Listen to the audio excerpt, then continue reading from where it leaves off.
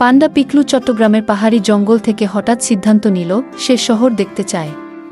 তার গন্তব্য ঢাকা। ব্যাকপ্যাক গলায় ঝুলিয়ে রওনা দিল সে। ঢাকায় এসে পিকলু তো পুরো হা। এত গাড়ি, এত মানুষ, এত শব্দ। সে কিছুটা ঘাবড়ে গেল, কিন্তু তারপর বলল, না, শহর ঘুরেই দেখব। পিকলু হঠাৎ এক ভবনের সামনে DSE লেখা দেখে ঢুকে পড়ে। ভিতরে গিয়ে দেখে সবাই কম্পিউটার নিয়ে ব্যস্ত। কেউ বলল, এটা শেয়ার বাজার। পিকলু ভাবল, এই খেলাটা আমি শিখব। সে একটি মোবাইল অ্যাপে অ্যাকাউন্ট খুলে ফেলল, কিন্তু তার মোটা মোটা থাবা দিয়ে স্ক্রিনে ট্যাপ করা বেশ কষ্টকর। তাও পিকলু হাল ছাড়ল না। কিছুদিনের মধ্যে তার মজার ইনভেস্টমেন্ট টিপস সবার নজর কাড়ল। সে হয়ে উঠল শেয়ার গুরু পান্ডা পিকলু। তার কথা শুনতে মানুষ প্রাণী সবাই ভিড় করত।